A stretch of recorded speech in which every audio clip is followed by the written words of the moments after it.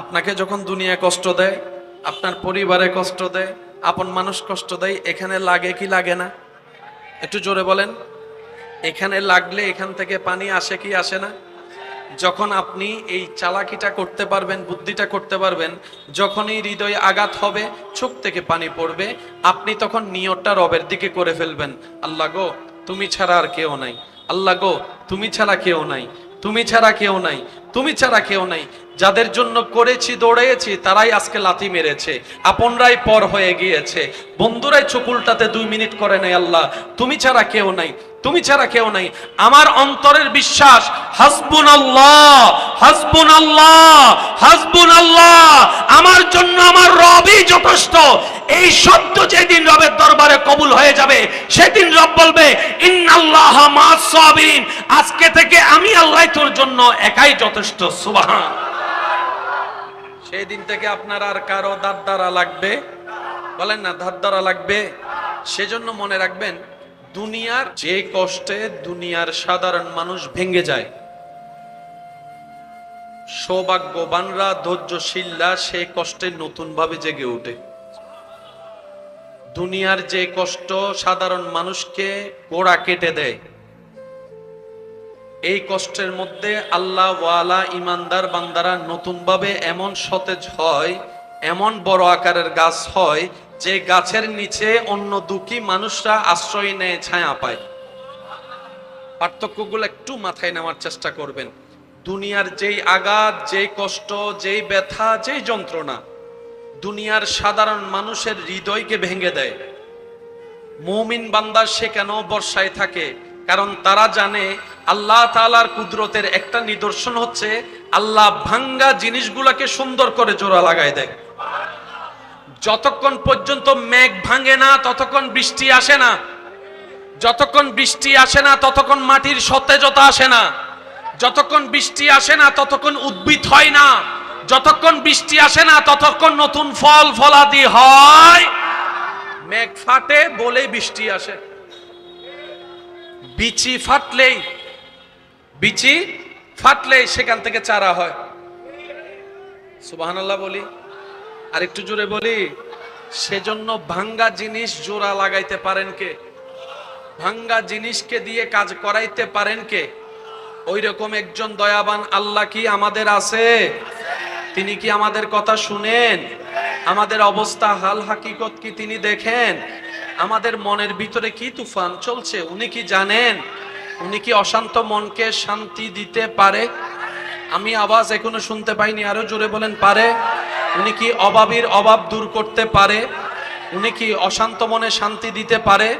উনি কি দুঃখের জায়গায় সুখ আনতে পারে? উনি কি জাহান্নামকে জান্নাত বানাতে পারে? উনি কি বন্ধু ছাড়াও আপনাকে চালাতে পারে? উনি কি আপনার রিজিকের ব্যবস্থা করতে পারে? উনি কি আপনার অসুস্থ শরীরকে সুস্থতা দিতে পারে? ওই রকম একজন যার আছে আল্লাহ, তার কোনো টেনশন। আমাদের বিশ্বাসটা সেই লেভেলে যেতে পারে নাই বলে টেনশন হয় আমাদের। অনেক মানুষকে দেখবেন টেনশনের ওষুধ খাইও ঘুম হয় না। ঘুমের ওষুধ একটা দুইটা খাইলো, বলেন না ঘুম কষ্ট হচ্ছে আপনাদের না? ঘুমের ওষুধ একটা দুইটা খাওয়ার পরও ঘুম। ওষুধের মধ্যে একটা এমজি আছে না নাই? 100 MG, 150 MG, 200 MG, 500 MG, 1000 MG. MG যদি বেড়ে যায়, এটা আর কমানোর কোনো সুযোগ? যাদের 1000 এমজি লাগে ওনারা না পাইলে দেখবেন 500 বলেন না সব একটা, সব তো আমি বলবো না, আপনাদের বলতে হবে। যাদের শরীর 1000 এমজি লোড নিতে পারে তাদেরকে 500 দিলে হবে, তখন 500। আপনি 1000 তো অভ্যাস করেছেন, সামনে কত যাবেন? 1500। তারপর তখন 1500 তো নাই, কখন কি করবেন? কয় 1000 একটা খা, 500 একটা খা। ভাববেন না এটা তো একটা শরীর, কি ঢুকাচ্ছি? ইসলামের নিয়ম না মানার কারণে আজকে আমাদের এত অধঃপতন। ও আল্লাহ, এত পাপ করেছি এ জবান দিয়ে, তোমার নাম ডাকার পবিত্র জবান আমার কাছে নাই। সুবহানাল্লাহ।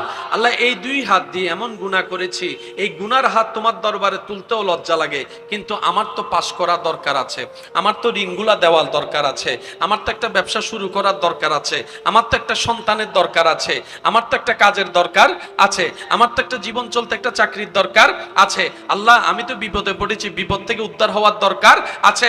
আল্লাহ, আমার জীবনের সমস্যায় ঘিরে ধরেছে, আমি 1000 বছর চেষ্টা করলো সব সমস্যা সমাধান করতে, আমিও পারবো না, আমার বাপ দাদাও পারবে না, কিন্তু তুমি যদি একটু চাও, কারণ তুমি হচ্ছে কুন বললেই ফায়াকুন হয়ে যায়। এবার বান্দা বলে যে আল্লাহ আমাকে একটু সাহায্য করো, উনসুন্না ফাইন্নাকা খায়রুন নাসিরিন, উনসুন্না ফাইন্নাকা খায়রুন নাসিরিন।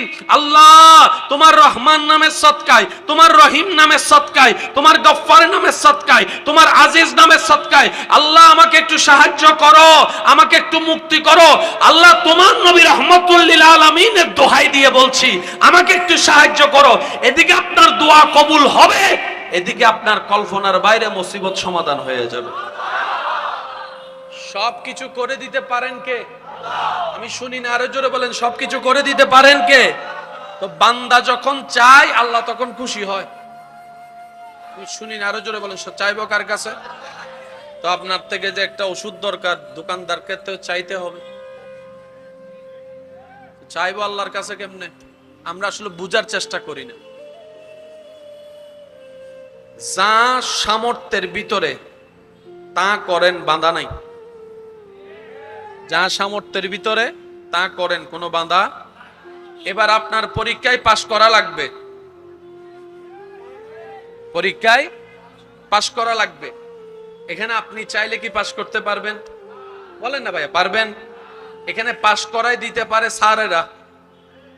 এখন এমন সিস্টেম শুরু হয়েছে, কোনটা কোন ছাত্রের খাতা এটা চিনার কোনো সুযোগ, কারণ আপনি যার কাছে প্রাইভেট পড়েন ওই টিচারকে দিয়ে আপনার খাতা কাটাবে না। সিটাং এর খাতা ফাটাই দিচ্ছে কুষ্টিয়া। বলেন না রে ভাইয়া, কুষ্টিয়ার খাতা ফাটাই দিচ্ছে সিলেটে। তো টিচাররা তো চিনে না। যদি আপনি প্রাইভেট পড়তেন ওই স্কুলের মতো, যার হাসে প্রাইভেট পড়িবে নম্বর বাড়াই দে না, মাথারও জোর হ না, যে টিচারের কাছে কোচিং পড়ে নম্বর কেন বাড়াই দে। তো ফাইনাল পরীক্ষার মধ্যে তেমন কোনো সুযোগ এবার আপনি পাস করা দরকার, করাই দিতে পারে। বলেন, করাই দিতে পারে। আপনি রবের কাছে চাচ্ছেন, নবী রাহমাতুল লিল আলামিনের উসিলা দিয়ে আপনি চাচ্ছেন। আপনি বললেন, আল্লাহ তোমার হাবিবের সদকায়, ওয়ালাউ আন্নাহুম ইযলামু আনফুসাহুম জাউকা ফাস্তাগফিরুল্লাহ ওয়াস্তাগফারা লাহুমুর রাসূল লাওয়াজাদুল্লাহ তাওয়াবার রহিমা। আমরা চাইলে কে খুশি হয়? আল্লাহ পাক বলে, মনোযোগ, রব বলে তুই না চাইলেও আমি কিছু দিব। আজকে দুপুরে ভাত খাইছেন, আলহামদুলিল্লাহ বলি। যারা দুপুরে খাইছেন তারা আলহামদুলিল্লাহ বলি। আপনি কি দুপুরের খাওয়া যেটা আপনি খেয়েছেন রিজিক দিয়েছেন কে? আপনি কি চেয়েছেন যে আল্লাহ আমাকে দুপুরের খাবারটা দাও? দিয়ে দিয়েছে।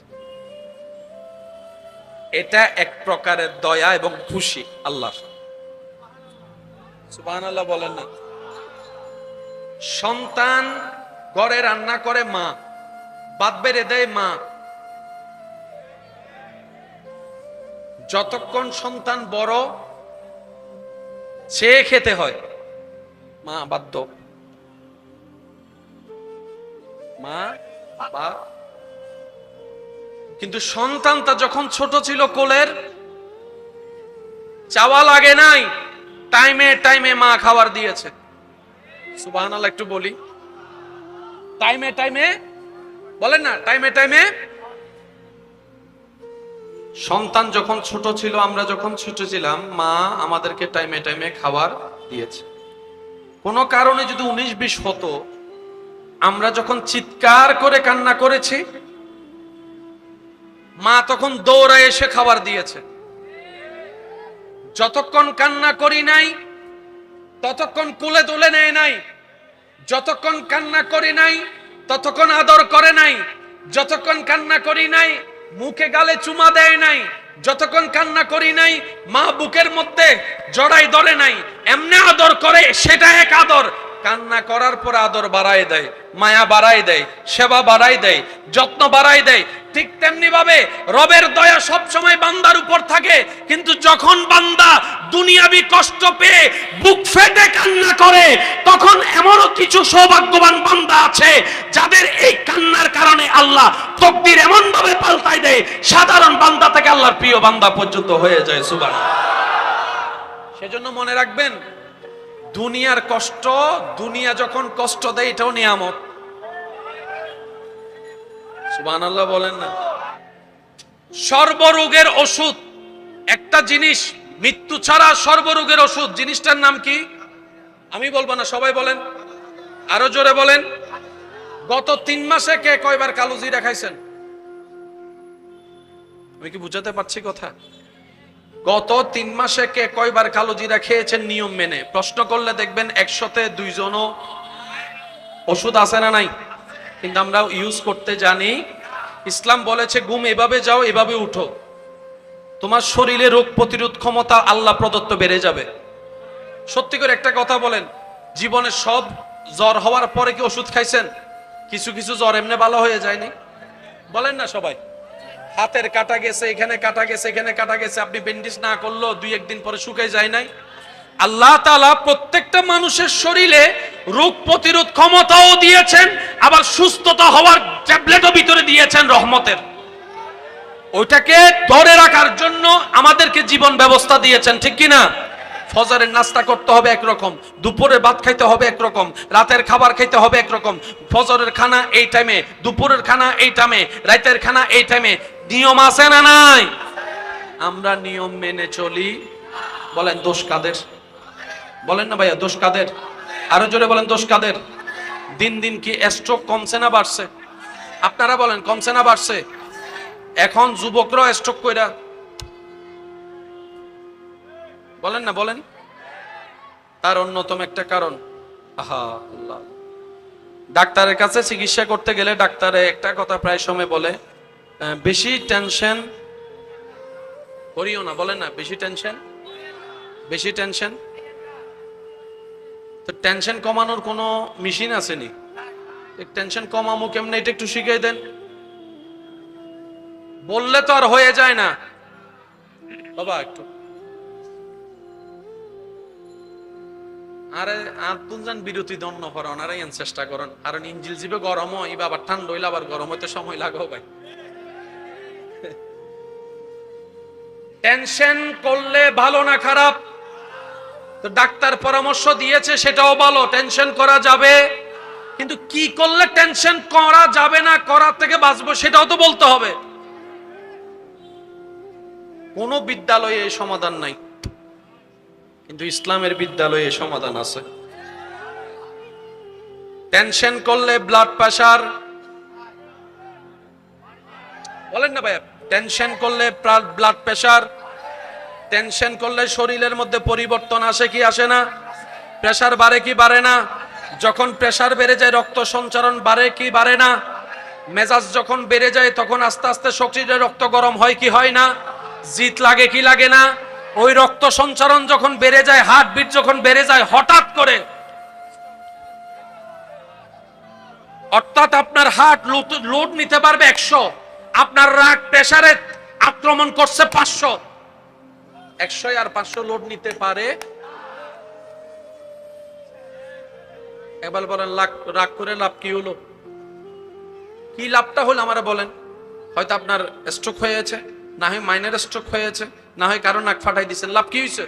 রাগ তো থেমে গিয়েছে, পুলিশ এসে তো আপনারা ধরে নিয়ে গেছে। সেজন্য ইসলাম বলে, নবী রাহমাতুল লিল আলামিন বলে, হে আমার উম্মতেরা, লা তাকদাব লা তাকদাব লা তাকদাব, রাগ করিও না, রাগ করিও না, রাগ করিও না। ইয়া রাসূলুল্লাহ, রাগটা তো ভিতর থেকে মানুষের ফিতরত, চলে তো আসে, শয়তান আমাদেরকে দেয়। রাগ কন্ট্রোল করব কিভাবে? ডাক্তারকে জিজ্ঞেস করলাম, উত্তর পাইলাম না। ভার্সিটি জিজ্ঞেস করলাম, উত্তর পাইলাম না। ওখানে জিজ্ঞেস করলাম, উত্তর পাইলাম না। সবাই বলে রাগ করিও না, সবাই বলে টেনশন করিও না, সমাধান কেউ দিচ্ছে না। কিন্তু আল্লাহ পাক বলে, সমাধান যদি পেতে চাও, ইন্নাদ দীনা ইনদাল্লাহিল ইসলাম, সুবহানাল্লাহ, ইন্নাদ-দীনা ইনদাল্লাহিল ইসলাম, ইসলামকে আপন করে নাও। সেই ইসলামে যখন আসলাম, নবী রাহমাতুল লিল আলামিন বলে, যদি তুমি রাগ কমাতে চাও, রাগ থেকে বাঁচতে চাও, প্রেসার থেকে বাঁচতে চাও, স্ট্রোক থেকে যদি বাঁচতে চাও, একটা কাজ করো, রাগকে কন্ট্রোল করো। ইয়া রাসূলুল্লাহ, কিভাবে রাগ কন্ট্রোল করব? নবী বলে, যদি দাঁড়িয়ে থাকা অবস্থায় রাগ আসে, বসে যাও। বসেও যদি রাগ না কমে, শুয়ে যাও। একটু সবাই বলেন, আরো জোরে বলেন। যদি দাঁড়ানো অবস্থায় রাগ আসে, নিজে বালা থাকার জন্য, নিজেকে বাঁচানোর জন্য তাড়াতাড়ি আওয়াজ করা ছাড়া, সবাই বলেন, বসো। যদি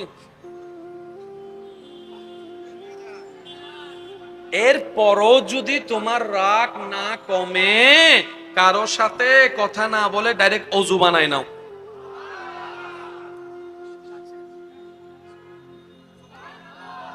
যে কষ্টে দুনিয়ার সাধারণ মানুষ ভেঙে যায়, সৌভাগ্যবানরা, ধৈর্যশীলরা সেই কষ্টে নতুন ভাবে জেগে ওঠে।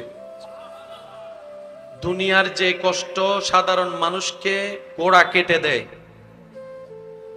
এই কষ্টের মধ্যে আল্লাহ ওয়ালা ইমানদার বান্দারা নতুন ভাবে এমন সতেজ হয়, এমন বড় আকারের গাছ হয়, যে গাছের নিচে অন্য দুঃখী মানুষরা আশ্রয় নেয়, ছায়া পায়। পার্থক্যগুলো একটু মাথায় নেওয়ার চেষ্টা করবেন। দুনিয়ার যেই আঘাত, যেই কষ্ট, যেই ব্যথা, যেই যন্ত্রণা দুনিয়ার সাধারণ মানুষের হৃদয়কে ভেঙে দেয়, মুমিন বান্দা সে কেন বর্ষায় থাকে? কারণ তারা জানে আল্লাহ তাআলার কুদরতের একটা নিদর্শন হচ্ছে আল্লাহ ভাঙ্গা জিনিসগুলোকে সুন্দর করে জোড়া লাগায় দেয়। যতক্ষণ পর্যন্ত মেঘ ভাঙে না, ততক্ষণ বৃষ্টি আসে না। যতক্ষণ বৃষ্টি আসে না, ততক্ষণ মাটির সতেজতা আসে না। যতক্ষণ বৃষ্টি আসে না, ততক্ষণ উদ্ভিদ হয় না। যতক্ষণ বৃষ্টি আসে না, ততক্ষণ নতুন ফল ফলাদি হয়। মেঘ ফাটে বলেই বৃষ্টি আসে। বিচি ফাটলেই সেখান থেকে চারা হয়। সুবহানাল্লাহ বলি, আর একটু জোরে বলি। সেজন্য ভাঙ্গা জিনিস জোড়া লাগাইতে পারেন কে? ভাঙ্গা জিনিসকে দিয়ে কাজ করাইতে পারেন কে? ওই রকম একজন দয়াবান আল্লাহ কি আমাদের আছে? তিনি কি আমাদের কথা শুনেন? আমাদের অবস্থা হাল হাকিকত কি তিনি দেখেন? আমাদের মনের ভিতরে কি তুফান চলছে উনি কি জানেন? উনি কি অশান্ত মনকে শান্তি দিতে পারে? আমি আওয়াজ এখনো শুনতে পাইনি, আরো জোরে বলেন, পারে? উনি কি অভাবীর অভাব দূর করতে পারে? উনি কি অশান্ত মনে শান্তি দিতে পারে? উনি কি দুঃখের জায়গায় সুখ আনতে পারে? উনি কি জাহান্নামকে জান্নাত বানাতে পারে? উনি কি বন্ধু ছাড়াও আপনাকে চালাতে পারে? উনি কি আপনার রিজিকের ব্যবস্থা করতে পারে? উনি কি আপনার অসুস্থ শরীরকে সুস্থতা দিতে পারে? ওই রকম একজন যার আছে আল্লাহ, তার কোনো টেনশন। আমাদের বিশ্বাসটা সেই লেভেলে যেতে পারে নাই বলে টেনশন হয় আমাদের। অনেক মানুষকে দেখবেন টেনশনের ওষুধ খাইও ঘুম হয় না।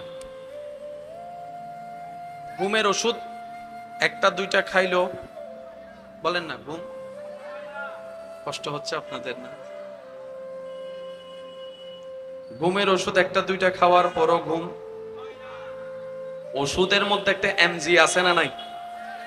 100 MG, 150 MG, 200 MG, 500 MG, 1000 MG. MG যদি বেড়ে যায়, এটা আর কমানোর কোনো সুযোগ? যাদের 1000 এমজি লাগে, ওনারা না পাইলে দেখবেন 500 বলেন না সব একটা, সব তো আমি বলবো না, আপনাদের বলতে হবে। যাদের শরীর 1000 এমজি লোড নিতে পারে, তাদেরকে 500 দিলে হবে। তখন 500। আপনি 1000 তো অভ্যাস করেছেন, সামনে কত যাবেন? 1500। তারপর তখন 1500 তো নাই, কখন কি করবেন? কয় 1000 একটা খা, 500 একটা খা। ভাববেন না এটা তো একটা শরীর, কি ঢুকাচ্ছি? ইসলামের নিয়ম না মানার কারণে আজকে আমাদের এত অধঃপতন। সর্বরোগের ওষুধ একটা জিনিস, মৃত্যু ছাড়া সর্বরোগের ওষুধ, জিনিসটার নাম কি? আমি বলবো না, সবাই বলেন, আরো জোরে বলেন। গত 3 মাসে কে কয়বার কালো জিরা খাইছেন? আমি কি বুঝাতে পারছি কথা? গত 3 মাসে কে কয়বার কালো জিরা খেয়েছেন নিয়ম মেনে? প্রশ্ন করলে দেখবেন 100তে 2 জনও। ওষুধ আছে না নাই? কিন্তু আমরা ইউজ করতে জানি। ইসলাম বলেছে ঘুম এভাবে যাও, এভাবে উঠো, তোমার শরীরে রোগ প্রতিরোধ ক্ষমতা আল্লাহ প্রদত্ত বেড়ে যাবে। সত্যি করে একটা কথা বলেন, জীবনে সব জ্বর হওয়ার পরে কি ওষুধ খাইছেন? কিছু কিছু জ্বর এমনি ভালো হয়ে যায়নি? বলেন না সবাই। হাতের কাটা গেছে, এখানে কাটা গেছে, এখানে কাটা গেছে, আপনি ব্যান্ডেজ না করলেও 2-1 দিন পরে শুকিয়ে যায় নাই? আল্লাহ তাআলা প্রত্যেকটা মানুষের শরীরে রোগ প্রতিরোধ ক্ষমতাও দিয়েছেন, আবার সুস্থতা হওয়ার ট্যাবলেটও ভিতরে দিয়েছেন রহমতের। ওইটাকে ধরে রাখার জন্য আমাদেরকে জীবন ব্যবস্থা দিয়েছেন, ঠিক কি না? ফজরের নাস্তা করতে হবে একরকম, দুপুরের ভাত খাইতে হবে একরকম, রাতের খাবার খাইতে হবে একরকম। ফজরের খানা এই টাইমে, দুপুরের খানা এই টাইমে, রাতের খানা এই টাইমে। নিয়ম আছে না নাই? আমরা নিয়ম মেনে চলি। বলেন দোষ কাদের? বলেন না ভাইয়া, দোষ কাদের? আরো জোরে বলেন, দোষ কাদের? দিন দিন কি স্ট্রোক কমছে না বাড়ছে? আপনারা বলেন, কমছে না বাড়ছে? এখন যুবকরা স্ট্রোক কইরা, বলেন না বলেন। তার অন্যতম একটা কারণ, আহা আল্লাহ, ডাক্তারের কাছে চিকিৎসা করতে গেলে ডাক্তারে একটা কথা প্রায় সময় বলে, বেশি টেনশন করিও না। বলেন না, বেশি টেনশন, বেশি টেনশন। তো টেনশন কমানোর কোনো মেশিন আসেনি? টেনশন কমামু কেমনে এটা একটু শিখিয়ে দেন। বললে তো আর হয়ে যায় না বাবা। একটু আরে আত্মজান বিরতি দন্য করেন, আরে চেষ্টা করেন। কারণ ইঞ্জিল জিবে গরম হয়, আবার ঠান্ডা হইলে আবার গরম হইতে সময় লাগবে ভাই। টেনশন করলে ভালো না খারাপ? তো ডাক্তার পরামর্শ দিয়েছে সেটাও ভালো, টেনশন করা যাবে, কিন্তু কি করলে টেনশন করা যাবে না, করার থেকে বাঁচবো সেটাও তো বলতে হবে। কোন বিদ্যালয়ে এই সমাধান নাই, কিন্তু ইসলামের বিদ্যালয়ে সমাধান আছে। টেনশন করলে ব্লাড প্রেসার, বলেন না ভাইয়া, টেনশন করলে ব্লাড প্রেসার, টেনশন করলে শরীরের মধ্যে পরিবর্তন আসে কি আসে না? প্রেসার বাড়ে কি বাড়ে না? যখন প্রেসার বেড়ে যায় রক্ত সঞ্চারণ বাড়ে কি বাড়ে না? মেজাজ যখন বেড়ে যায় তখন আস্তে আস্তে শরীরে রক্ত গরম হয় কি হয় না? জিত লাগে কি লাগে না?